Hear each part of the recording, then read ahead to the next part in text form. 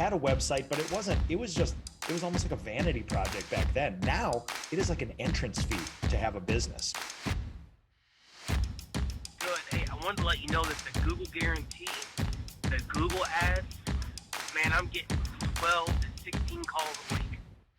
My goal is at least do 10 to 15 more years, grow it up, sell it for 40, 50 million, maybe more.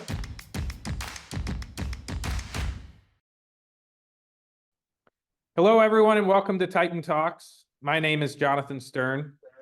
I'm an engineer at Topline Pro, but once a week, I have the honor of sitting down with successful home service entrepreneurs to discuss their journeys to success.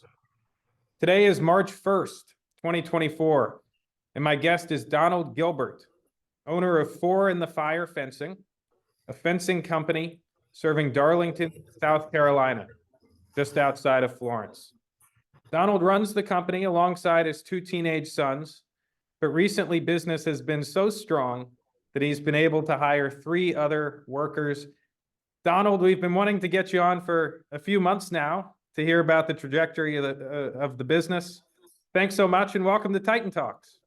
Thank you, sir. Thank you very much. Nice to be here.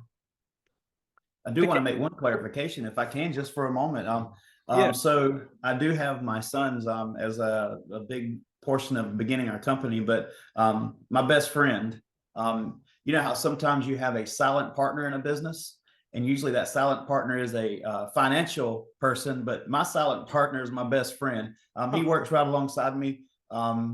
If he had the option between 10 hours of work and 10 minutes of conversation, he'd take the work. And so that's why I call him my silent partner, but he is as much a part of this company as I am.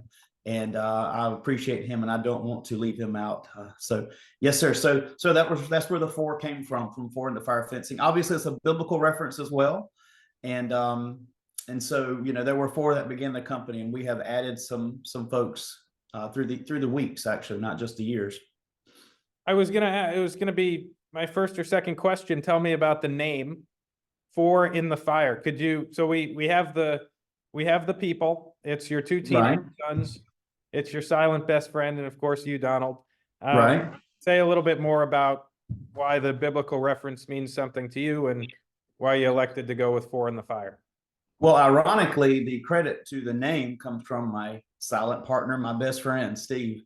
He came up with the name, and you know, Steve has an idea. It's usually a good one because he doesn't talk a whole lot about it. And so there were 4 of us working, and so the idea of Four in the Fire, aside from the biblical reference, kind of, you know, notes 4 folks going through something, kind of working through something.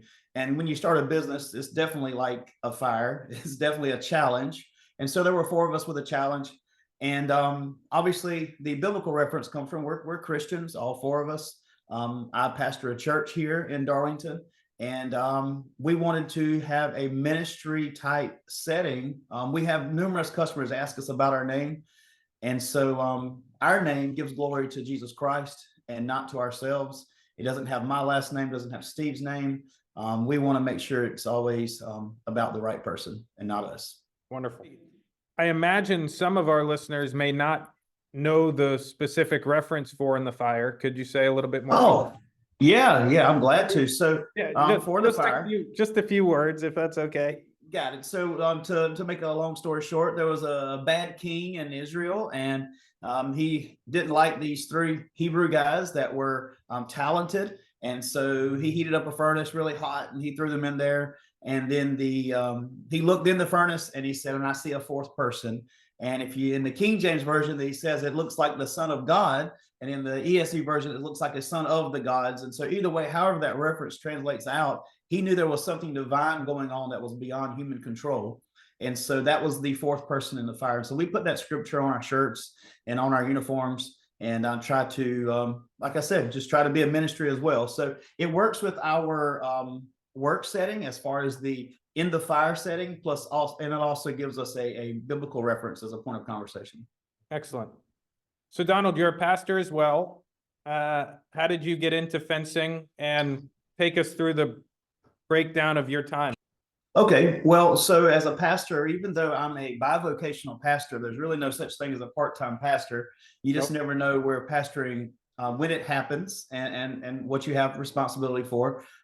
So like I'm in my office at the church right now because that's what I do on Friday mornings.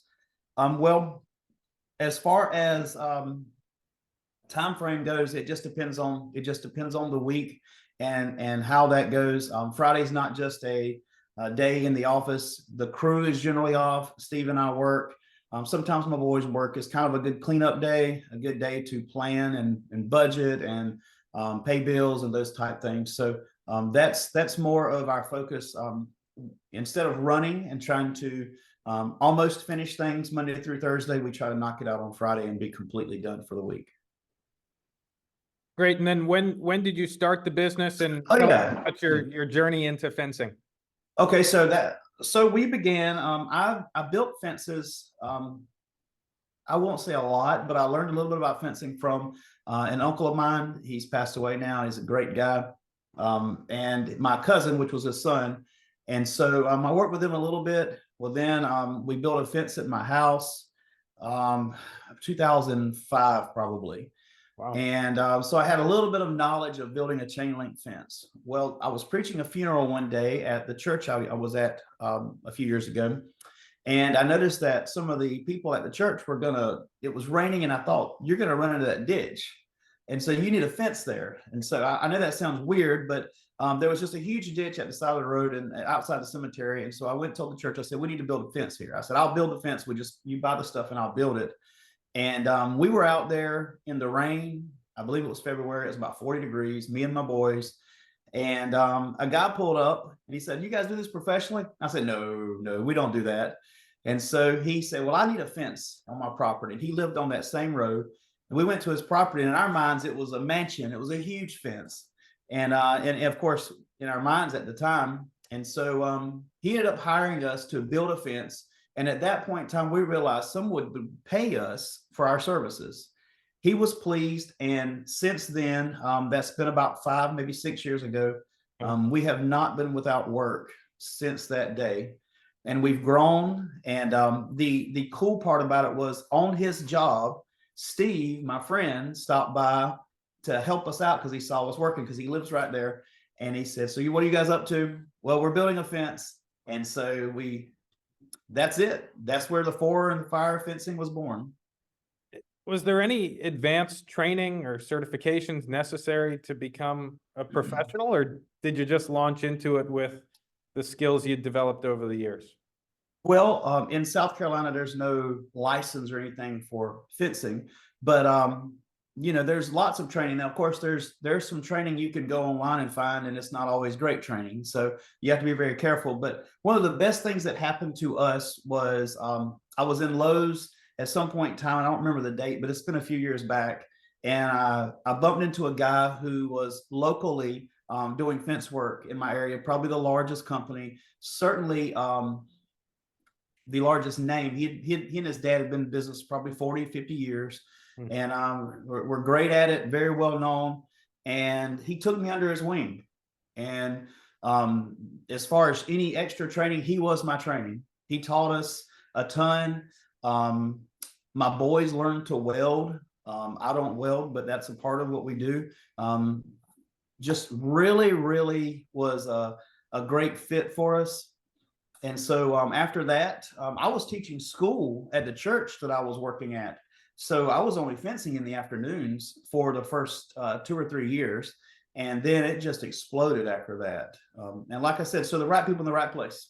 What was the name of this trainer of yours? The mentor? Oh, my friend's name is Al. His last name is Hill. He's got a great company. If you'll notice, there are 2 companies with a 5-star rating online in my area, and it's Four and Fire Fencing and Al Hill Fencing. I'm very proud of that.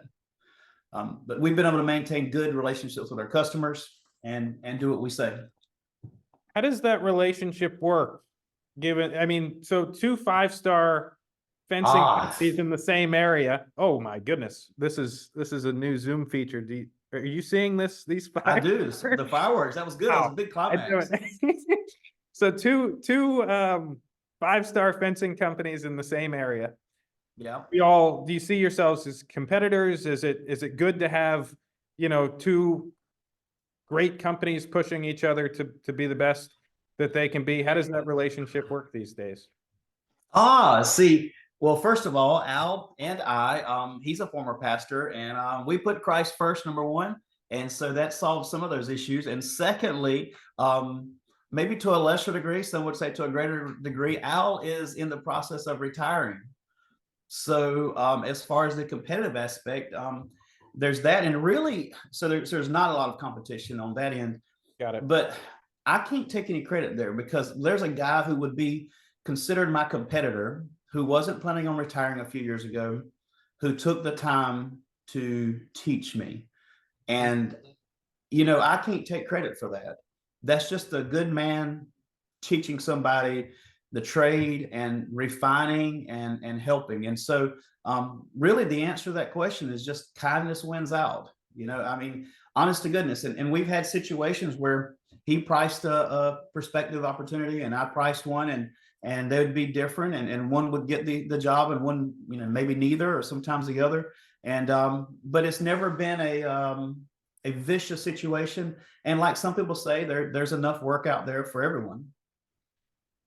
You've been at it 5 or 6 years, you said, is that right, Donald? That's correct. Yes. Any big mistakes that you made in the early days? Absolutely. Yeah, tell us about maybe 1 or 2 of those. Okay, so my first mistake is something that doesn't have anything to do with fencing, and it's just really embarrassing. So when we first began, we would price our materials and then we would price our labor, and I would offer that to the customer. And I shouldn't even say this. So in South Carolina, every time you buy something, there's an 8% sales tax. So when I priced all my materials, I didn't put any sales tax on it.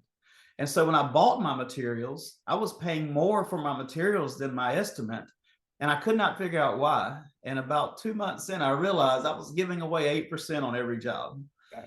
And so that sounds silly, but you know, there's that. And then there's another thing I did. When I first began, I took a list because I wanted to be transparent. And it's not that we're not transparent now, but it's in different ways. I took a list and I put every item I would use on their fence, and I put every item's cost, and I put, every single thing. And then I put a labor charge, and I sent them an invoice. And that's a bad idea, by the way, because 2 reasons. One, then they're going to price shop and say, well, how about I go buy all this material for you and I can save money and then just pay you the labor, number one. Right. Number 2, nobody counts for what you forgot or what you left out, or you come up 12 feet short on a part, or you have to make an extra turn, or whatever it is, or you know, however it goes. And so I was a really poor planner as far as the invoicing aspect, supplies. I just was really, I wasn't efficient at all in that respect. Wow. Well, you've certainly turned things around since then. I mean, business is going great. You said that, you know, it's been a really good 3-4 years. Yes, sir. I know it's called 4 in the Fire, but tell us about how many employees you have now and whether there are more plans to expand. Okay. Well, so yes, so we plan to expand, and there are 7 of us right now working. We have some prospective folks, and we just haven't expanded that far yet. So yeah, we still plan to. The one thing we've done is we have began builds that we wouldn't ordinarily have done, things that we have learned and grew from. I always tell customers, if they ask me to do something that I've never done, I'm always upfront. And I always tell them, if I do that, I'll be practicing. And typically that honesty goes a long way, because the customers say, no, I don't want to do that. Or they'll say, I believe in what you do, and I know that you can do this, so I want to put you on this. Right. And so that's helped. But as far as growth, could I ask jump, what is it about the jobs that you haven't done that makes them potentially risky for the customer? What's the nature of these jobs? Actually, it's more risky for us. We offer a 15-year warranty on all of our workmanship. So who wants to build something do a good job, find out a year later it wasn't a good job, or find out a year later and you know, maybe something wasn't what you thought, and so now you're chasing it for the next year. You don't want to do that, but we offer a 15-year warranty on our workmanship. So I mean, simple things in our business, drilling into bricks, breaking into concrete. And I know those are simple things for some folks, but as a learning company, as we were previously, we would be afraid. Having the right tools for that, understanding how long it takes to do that type labor, having the right people at the project in order to make sure that those people don't create more problems than solutions. Small things like that, learning which tools are best, which particular fasteners, and those things in our business. Understanding what works for certain customers and what doesn't work. I've had customers who have brick columns and they want new gates put up, and you don't look at it, and so you just measure it, and you come back to the house, or I'm using second person here, I come back to the project and I realize that one of those columns is leaning, and of course that affects everything. And so those are things that you learn the hard way, or I don't even know if it's the hard way, but you learn this in our business in order to make sure that you approach the job appropriately. Learning customers, things like that. There are situations that aren't fence specific, and most of those just require planning. From a customer who may have a water line that's not marked that goes to the back to a shop, you know, those things. And so while we put on our contract, we're not responsible for their lines. I'm also not going to leave a little old lady with water leaking in her backyard, you know, if we hit a line that's not marked. So those things are things that would make you afraid in the beginning, but that you learn and you pay attention to along the way. Right. You mentioned the challenge or the problem of buying new equipment. Oh, yeah. How do you determine whether to go with the highest end tool, something in the middle? How do you think through that calculus? So, number one, cost would dictate a lot. And so you have to, so we try to buy one large piece of equipment per year. And when I say large, we're talking thousands of dollars. Now, hundreds of dollars is a little different, but we try to add one large piece of equipment every year. And so that, to answer that, I really don't have a good answer other than listen to other fencers. There's lots of groups on Facebook. You can listen to people on YouTube, you know, people that have experience, see how they're doing it, talk to other folks. Really just, I can't think of anything that we use the lowest end on that we would, you know, say, well, it's a couple bucks, let's do that.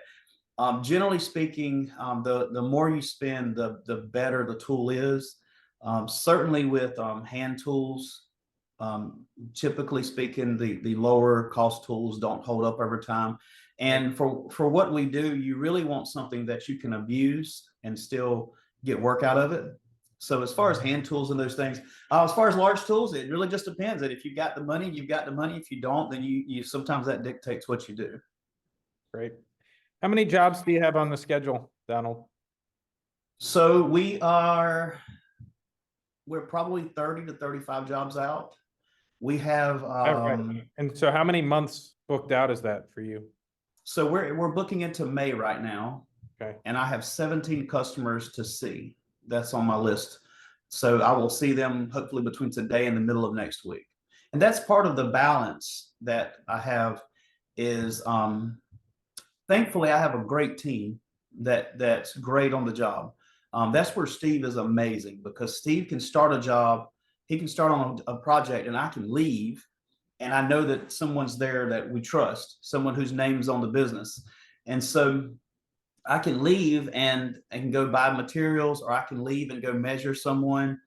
That is a huge aspect, but we've been able to stay booked. Now, let me say this, and I don't know if this helps anybody that may be viewing this. Anyone can stay booked for 6 or 7 months. All you have to do there is just be the cheapest guy in town. If you're the cheapest guy in town, if I'm the cheap, we were probably getting about an 80% success rate on phone calls. We would visit a customer and 80% of those customers would say yes. Well, that sounds great. But then whenever you find out that you're not charging sales tax, for example, or you're making other mistakes along the way, or not valuing your work and your time, or you don't have overhead and those things, it's a lot easier. But we've been able to manage what we do, be profitable, be fair, and stay several months out. So you have three guys in the field, right? Three other guys in the field right now. As you approach summer, do you think you might add on to that crew? We would like to, but only if they're the same mindset as we are. Tell us about what you look for in team members. Well, number one, we're in this together.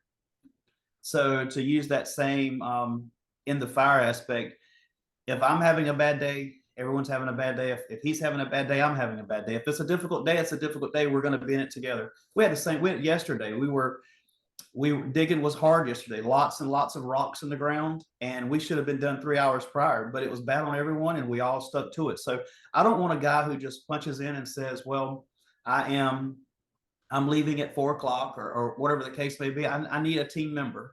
And so I need that. And secondly, I need someone who will approach the customer as if it's his or her customer, not just a person. That's one of the big issues I have is I treat all of our customers or our potential customers as my friends with respect. It's definitely, there's a business transaction that goes into it. I mean, there's a contract to sign and all those things, but I'm not going to not be personable. And if my people aren't personable, then that's a reflection of us at our company, and we're just not going to have that. So if you're the best installer there is and you're not personal, we're not a good fit. You see, so that's what I'm looking for. And at the end of the day, if I don't have that or can't find that, then we will remain as we are. We won't trade our values for folks, for just for people.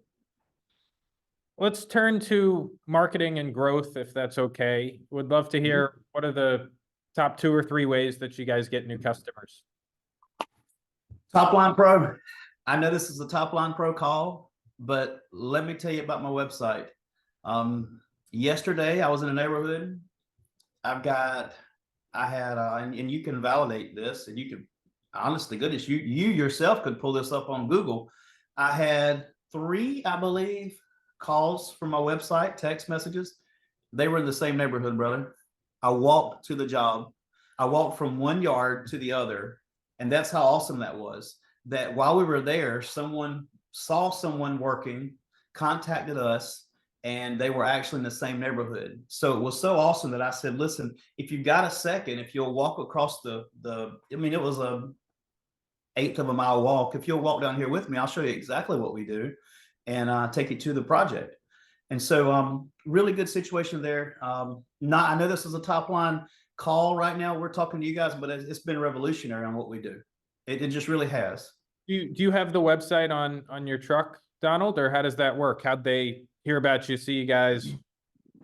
So Google search, I'm going to assume, because by the time my truck pulls up, they're already calling, you see. So my truck is a follow-up to a call.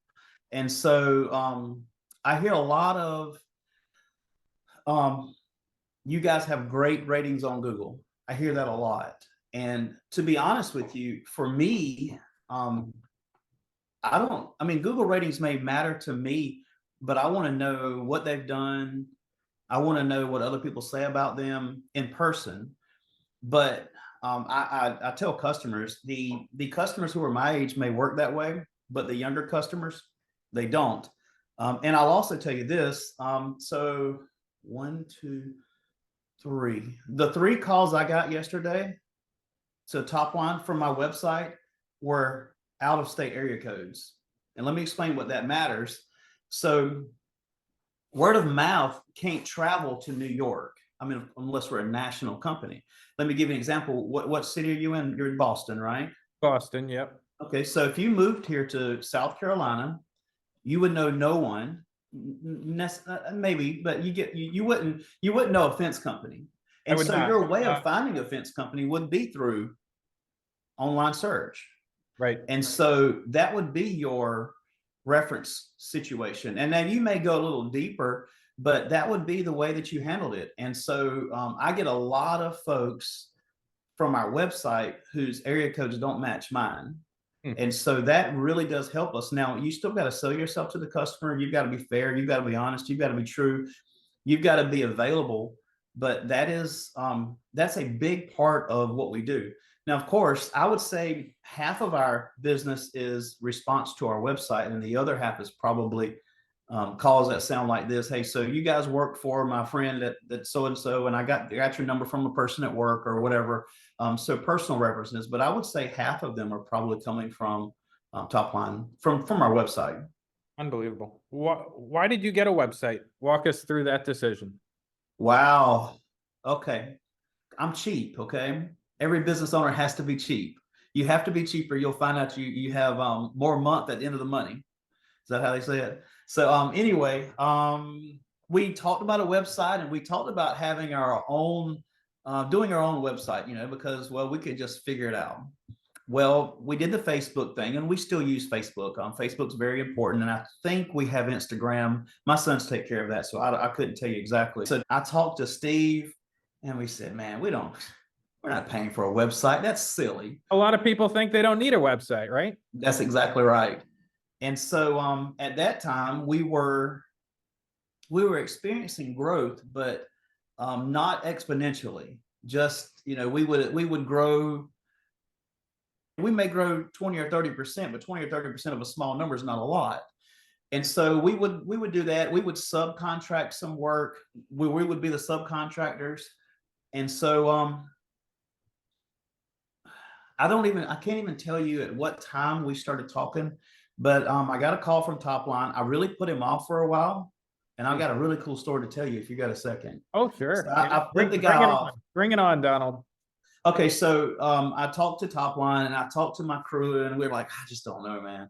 And so I pulled over at a church that I had to measure, and I had to wait a little while because I had to wait on someone to meet me there. And the guy had said, listen, so here's what we're going to do. Since we can't get a time to talk because I was busy and avoiding and all that, since we don't have a chance to talk, check out the website and see if you like it. So we looked at it and we're like, wow, this is way more than we ever considered our website being, well above what we could handle ourselves. And so we looked at it. And here's where the story is pretty neat. So I pulled over at the church. I do the web call. I believe I put him off again and said, let me think about it or whatever. I don't remember exactly. So we loved it. The crew loved it. At some point in time, we decided to go with it. And then in a few weeks later, the church called and gave us their business. So actually my waiting time on the church to meet with someone was time situation. But the website's great. I mean, it's been a huge asset to us. And I'll say this, and this is now Topline, I think, does a great job with our website as far as the look of it.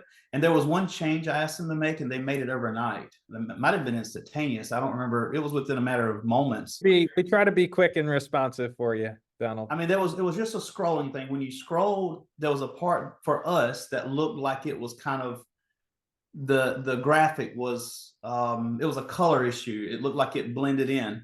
And so she changed it, or he changed it. I thought Jane may be the person I talked to. You may be working with Jane or Joe. And now that I'm thinking of it, I think it's Dan that you were. It was Dan. It was Dan that you were in touch with. Yeah. Dan's terrific. He is. So we made that change. But back to what I was saying, I'm in South Carolina, so all I can use like good old boy English or whatever, but the website makes you look like somebody. You know what I mean? If you're going to a job interview, you wear something nice. Exactly. You clean yourself up, and then you get to the job interview. When my customers are examining my company or our company, it's an interview, and they're interviewing us. And the website is, even though we don't do the ins and outs of the website, we are being interviewed by that site. And it's important. It's important that it functions properly. It's important that it offers a detail of what we do. That's major. That's as important as what shirt you wear to a job interview. So, that's presentation matters is what I mean. And that's not just for the fencing world, that's for anyone, and I'm going to give you an example. On my end, there's a supplier that I use, and I'm not going to name names, and their website's awful. Their app, I don't even have on my phone anymore because it's so frustrating to use. Okay. And so that's a poor reflection of the company. They have wonderful products. I lean on them for a lot of the materials, but their website, it's just terrible. And that's just on a business side. No, on the personal side, there's a certain sport that we like in Darlington, South Carolina. And I'm not going to mention any names. Well, I was their going website. to ask you, Donald, are you a Gamecock or a Tiger? Oh, I'm a Gamecock fan. I'm a Gamecock fan all day, even though we're not very good. So It's always but anyway, there's a it's certain always women's sport that we, basketball. Yeah. Okay. oh yeah, that's right, women's basketball. So yeah, so anyway, that sport website is really hard to navigate and I just don't use it. And so I love the sport, but I can't connect with them online. And just saying how important a website is to a business, it really is important. It adds a whole layer of professionalism. And that really is important as you're making a first impression. That's right. It really, really does. Donald, at Titan Talks, we like to close with a rapid fire round. Are you ready? Yeah, I'll try. Let's do it. Tell me, what does Four in the Fire fencing look like in 5 years or in 10? In 5 years, Donald is no longer building. Donald is planning, selling, and a lot less physical labor. And my sons are heading most of it up, along with the crew that we have now. And my partner, Steve, is handling the mechanical side of it. 10 years from now, I will be, and that's 5 years, 10 years from now, I will be doing even less physical work, hopefully. And we're really hoping that by then we can do very, very detailed custom work for customers that possibly we could even ship out across the country. Wow. I know you have, I think it's 19 5-star reviews on Google. Have you ever received tough client feedback? And if so, how did you handle that? Never on Google. Maybe in person, has there ever been feedback that you had to deal with? Sure. There have been property line disputes. There have been things like that in our business. 200 feet of fence had to be pulled up and moved.